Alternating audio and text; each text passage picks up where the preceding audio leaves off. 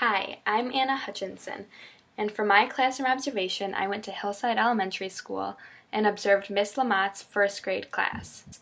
Her class learns math every day for an hour before lunch, and they start the hour by splitting up into 3 groups of about 8 kids in each group. Then there are 3 different stations or rotations throughout the hour, each one for about 20 minutes, and so every group gets a chance to go to every station.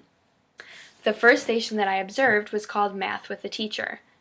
For Math with a Teacher, Miss Lamott sat on the carpet with 8 other students and handed each of them a whiteboard, marker, and eraser.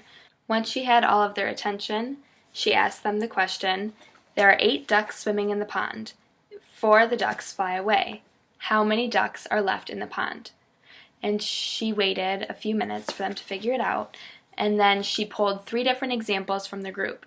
One girl solved it by writing a simple number sentence, 8 minus 4 equals 4. Another student drew out 8 circles to represent the 8 ducks, crossed off 4 of the circles, and then put a box around the remaining 4 circles, saying that 4 was the answer of ducks left in the pond.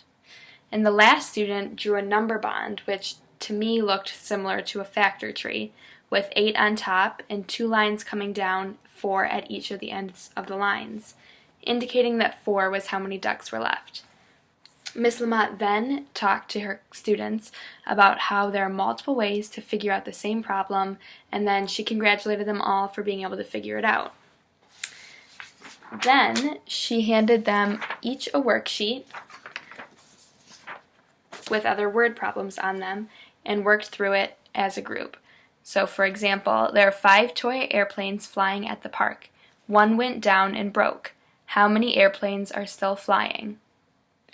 So here there are 5 airplanes, and 1 of them is crossed off for the one that fell down and broke.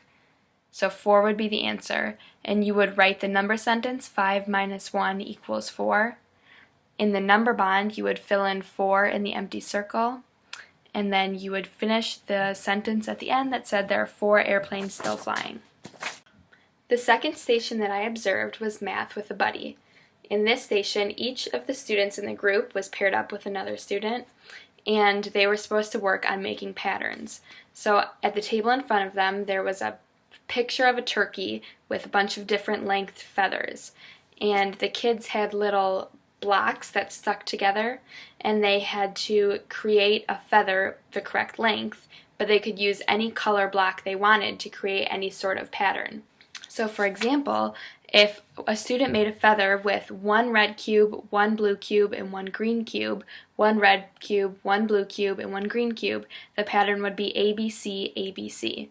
So once all the feathers were made, the buddy's job was to try to guess what their partner's pattern was. The last station that I observed was Math by Yourself. For this station, each student picked up 2 different worksheets. One was addition and one was subtraction problems. Some students were very confident in their addition and subtraction skills and were able to finish these 2 worksheets before the rotation was over. So Miss Lamott instructed them to make up their own math problems on the back side of the worksheets. For the students who had more trouble and needed help, they would come to me and ask me some questions. A student came up to me and asked for help with the problem 13 minus 6. So first, I asked her to find 13 on the number line. When she did that, I asked her if the numbers would be getting bigger or smaller because we're using subtraction, and she said smaller, so we knew that we had to move left on the number line. She then moved her pencil from 13 6 spots to the left, landing on 7, so that's how she knew her answer. Overall, it was very interesting to go to an actual classroom and see the things that we're learning in our class being taught to first graders. Observing the class also got me very excited to have my own classroom, and I really enjoyed this assignment.